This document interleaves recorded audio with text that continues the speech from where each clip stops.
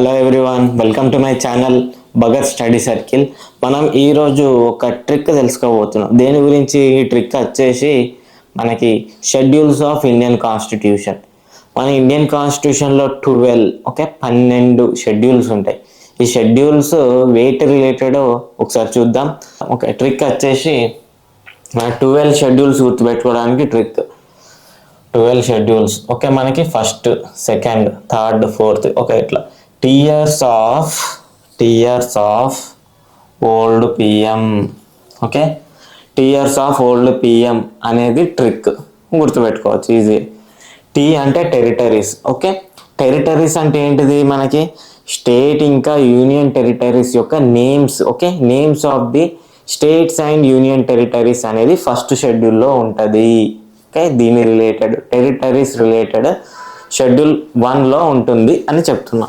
Next second, emoluments okay. ఇక్కడ emoluments అంటే ఏంటిది? మనకి ఏదైనా member of పార్లమెంట్స్కి privileges okay. Emoluments ఇలాంటివి ఉంటాయి కదా మనకి.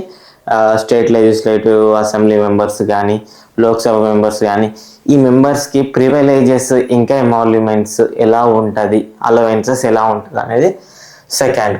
అఫర్మేషన్స్, ఓత్ అండ్ అఫర్మేషన్ అంటే ఏంటిది? మనకి థర్డ్ షెడ్యూల్ ఓకే. ప్రమాణ స్వీకారం రిలేటెడ్ థర్డ్ షెడ్యూల్లో ఉంటుంది, గుర్తుపెట్టుకోండి. నెక్స్ట్ రాజ్యసభలో సీట్లు ఎలా అలొకేట్ చేయాలనేది schedule 4 okay. Schedule 4. Next scheduled areas అంటే ఏంటిది? ఈ షెడ్యూల్డ్ ఏరియాస్లో అడ్మినిస్ట్రేటివ్ ఎలా ఉండాలి ఓకే, ఎలా ఉండాలి అనేది ఈ షెడ్యూల్ ఏరియాస్ అనేది అట్లా షార్ట్కట్గా పెట్టాం. నెక్స్ట్ అదర్ ట్రైబల్ ఏరియాస్ ఉంటాయి మనకి. అదర్ ట్రైబల్ ఏరియాస్ ఏంటి మనకి? ఇట్లా గుర్తుపెట్టుకోండి. మట్టం అని గుర్తుపెట్టుకోండి. మట్టం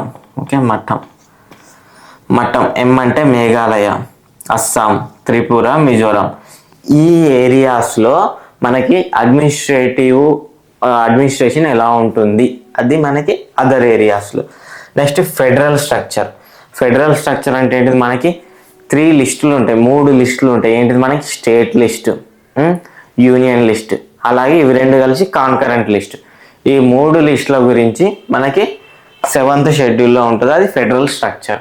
నెక్స్ట్ అఫీషియల్ లాంగ్వేజెస్. మనకి అఫీషియల్ లాంగ్వేజెస్ మొత్తానికి 22 లాంగ్వేజెస్ ఉన్నాయి.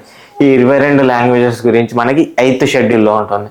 Next land reforms okay. మనకి ల్యాండ్ రిఫార్మ్స్ అలాగే జమీందారీ సిస్టమ్ని అబాలిష్ చేసే ఇది మనకి ఈ 9th షెడ్యూల్లో ఉంటుంది. నెక్స్ట్ డిఫెక్షన్ లాస్ అంటే ఏంటిది?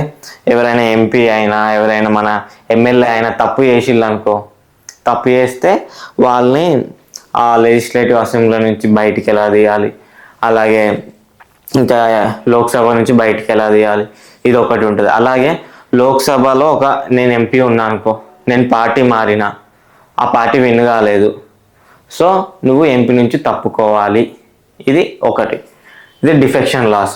ఇప్పుడు మనకి మహారాష్ట్రలో ఏంటిది? అదొక గొడవ అయింది కదా, సీఎం చేంజ్ అవ్వడు, ఎమ్మెల్యేని ఎత్తుకపోవడు, వాళ్ళని వేరే దగ్గర దాచిపెట్టుడు ఓకే. ఈ డిఫెక్షన్ లాస్ అనేది మనకి ఇక్కడ 10th షెడ్యూల్లో. మనకి 52nd అమెండ్మెంట్ యాక్ట్ అనేది ఉంటుంది, కాన్స్టిట్యూషనల్ అమెండ్మెంట్ యాక్ట్. అది మనకి యాంటీ డిఫెక్షన్ లా గురించి చెప్తుంది. నెక్స్ట్ 11th వచ్చేసి పంచాయత్స్లో రూలింగ్ ఎలా ఉంటుంది, అడ్మినిస్ట్రేషన్ ఎలా ఉంటుంది, అది మనకి 11th షెడ్యూల్. నెక్స్ట్ పంచాయతీ గురించి చెప్పేది ఏంటంటే 73rd constitutional amendment act. Next 12th municipality, 74th constitutional amendment యాక్ట్తో వచ్చింది. మున్సిపాలిటీస్లో ఎలా పరిపాలన ఉంటుంది, అడ్మినిస్ట్రేటివ్ రూల్స్ ఏంటిది, అది మనకి 12th షెడ్యూల్. మొత్తానికి మీరు టియర్స్ ఆఫ్ ఓల్డ్ పిఎం అని గుర్తుపెట్టుకుంటే మీకు ఈ షెడ్యూల్స్ నుంచి ఎలాంటి మార్కు పోదు.